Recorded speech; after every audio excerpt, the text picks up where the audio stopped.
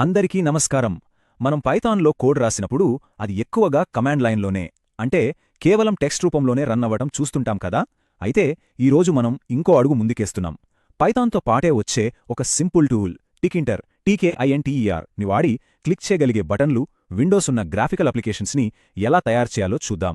రండి, కోడ్ నుంచి క్లిక్స్ వరకు మన ప్రయాణం మొదలుపెడదాం. సో ఈరోజు మనం ఏం చూడబోతున్నామంటే 5 సింపుల్ స్టెప్స్లో ఈ టాపిక్ని అర్థం చేసుకుందాం. ముందుగా అసలు మనకి గ్రాఫిక్స్ ఎందుకు అవసరమో చూస్తాం. ఆ తర్వాత మన హీరో అంటే టికింటర్ గురించి తెలుసుకుందాం. నెక్స్ట్ మన యాప్కి ఒక రూపాన్నిచ్చి దానికి ఫంక్షనాలిటీని ఎలా యాడ్ చేయాలో చూస్తాం. చివరగా ఈ టూల్ని ఎప్పుడు ఎక్కడ వాడాలో ఒక క్లారిటీకి వద్దాం. మన ఫస్ట్ సెక్షన్కి స్వాగతం. కమాండ్ లైన్ దాటి అంటే మన ప్రోగ్రామ్స్తో మాట్లాడటానికి ఎప్పుడూ టెక్స్ట్ టైప్ చేయాల్సిన అవసరం లేదు. వాటికి ఒక మంచి ఫ్రెండ్లీ ఫేస్ ఇవ్వటం ఎంత ముఖ్యమో ఇప్పుడు చూద్దాం. మనం రోజూ వాడే సాఫ్ట్వేర్లలో విండోలు, బటన్లు, మెనూలు ఇవన్నీ ఉంటాయి కదా. అసలు ఒక సింపుల్ ప్రోగ్రామ్కి ఈ విజువల్ ఎలిమెంట్స్ అన్నీ ఎలా వస్తాయో ఎప్పుడైనా ఆలోచించారా? దీనికి సమాధానమే GUI, అదేనండి, గ్రాఫికల్ యూజర్ ఇంటర్ఫేస్. సింపుల్గా చెప్పాలంటే మనం టెక్స్ట్ కమాండ్స్ టైప్ చేయకుండా ఐకాన్స్ని, బటన్స్ని క్లిక్ చేస్తూ సాఫ్ట్వేర్తో మాట్లాడతామన్నమాట. ఇందాక మనం అడిగిన ప్రశ్నకు సమాధానం ఇదే. ఓకే, మనకు GUIలు ఎందుకు కావాలో అర్థమైంది. మరి వాటిని ఎలా క్రియేట్ చేయాలి? అక్కడికే వస్తున్నాం. మన సెకండ్ సెక్షన్, మన టూల్ టికింటర్ని పరిచయం చేసుకుందాం. పైథాన్లో మంచి ఇంటరాక్టివ్ అప్లికేషన్స్ తయారు చేయడానికి ఇదే మనకు కావలసిన కీ. మరి చాలా టూల్స్ ఉండగా టికింటర్ ఎందుకు స్పెషల్? ఎందుకంటే ఫస్ట్ ఆఫ్ ఆల్ ఇది పైథాన్తో పాటే ఫ్రీగా వచ్చేస్తుంది. వేరే ఇన్స్టాలేషన్ తలనొప్పి లేదు. నేర్చుకోవడం చాలా తేలిక. అండ్ విండోస్, మ్యాక్, లినక్స్ దేని మీదనైనా పనిచేస్తుంది. ఇది చాలా లైట్ వెయిట్, ఫాస్ట్గా కూడా ఉంటుంది. అన్నిటికన్నా ముఖ్యంగా బీటెక్ పైథాన్ సిలబస్కి ఇది పర్ఫెక్ట్గా సూట్ అవుతుంది. ఏ టికింటర్ అప్లికేషన్ అయినా సరే ఈ 5 బేసిక్ స్టెప్స్ని ఫాలో అవుతుంది. ఫస్ట్ లైబ్రరీని ఇంపోర్ట్ చేస్తాం. తర్వాత మన యాప్కి ఇల్లు లాంటి ఒక మెయిన్ విండోని క్రియేట్ చేస్తాం. ఆ తర్వాత బటన్లు, టెక్స్ట్ లాంటి విడ్జెట్స్ని యాడ్ చేసి వాటిని నీట్గా సర్దుతాం. ఫైనల్గా ఈవెంట్ లూప్ని రన్ చేస్తాం. ఇదే మన యాప్ గుండె చప్పుడు లాంటిది. యూజర్ ఏం చేస్తాడా అని ఎదురుచూస్తూ ఉంటుంది. ఇప్పుడు మనం మూడో సెక్షన్కొచ్చేసాం, ఇంటర్ఫేస్ను సమీకరించడం. ఇక్కడ మన అప్లికేషన్కి ఒక రూపాన్నివ్వబోతున్నాం. ఇటుకలు, బ్లూ ప్రింట్లతో ఒక ఇల్లు కట్టినట్టన్నమాట. మరి మన GUI అనే ఇంటికి ఇటుకలేంటి? అవే ఈ విడ్జెట్స్.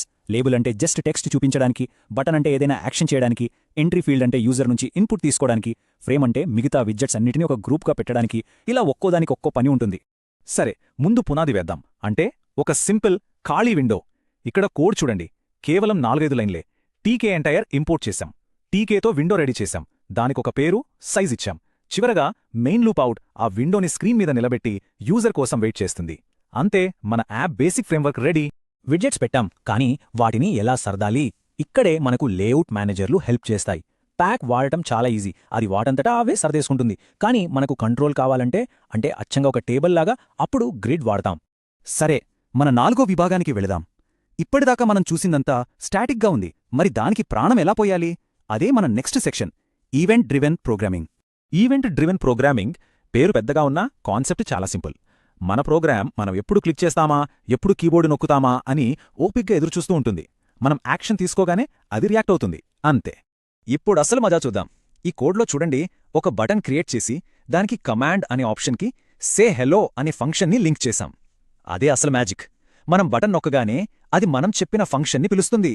ఆ ఫంక్షన్ ఏమో లేబుల్లో ఉన్న టెక్స్ట్ని మార్చేస్తుంది. సింపుల్ కదా.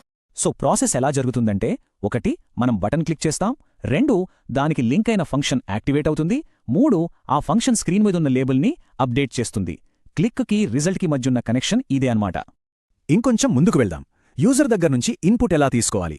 దానికోసమే ఈ ఎంట్రీ విడ్జెట్, అంటే ఒక టెక్స్ట్ బాక్స్. యూజర్ ఏదైనా టైప్ చేసి సబ్మిట్ కొట్టగానే entry.get అనే కమాండ్తో మనం ఆ టెక్స్ట్ని తీసుకుని దాంతో మనకు నచ్చిన పని చేసుకోవచ్చు. ఇక్కడ మనం గ్రీటింగ్స్ చూపిస్తున్నాం. చివరిగా మన 5వ సెక్షన్కి వచ్చేసాం. అన్నీ బానే ఉన్నాయి. మరి అసలు ఈ టికింటర్ని ఎప్పుడు వాడాలి, ఎప్పుడు వాడకూడదు? మన ఫైనల్ సెక్షన్లో ఇదే తేల్చేద్దాం. ప్రతి టూల్కి లాగా టికింటర్కి కూడా ప్లస్లు, మైనస్లు ఉన్నాయి. ప్లస్ ఏంటంటే ఇది చాలా సింపుల్, బిగినర్స్కి బెస్ట్. పైథాన్తోనే వస్తుంది కాబట్టి టెన్షన్ లేదు. స్కూల్, కాలేజ్ ప్రాజెక్టులకైతే super.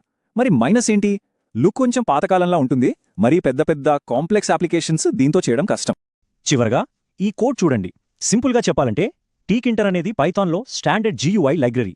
Simple desktop apps develop చేయడానికి దీన్ని ఎక్కువగా వాడతారు. సో దీని పర్పస్ ఏంటో చాలా క్లియర్గా ఉంది. సో బేసిక్స్ అన్నీ మనకు ఇప్పుడు తెలుసు. మరి ఈ కొత్త నాలెడ్జ్తో మీ మొదటి GUI ప్రాజెక్ట్గా ఏ సింపుల్ టూల్ని క్రియేట్ చేస్తారు? బహుశా ఒక చిన్న క్యాలిక్యులేటరా, లేదా నోట్స్ రాసుకునే యాపా? ఆలోచన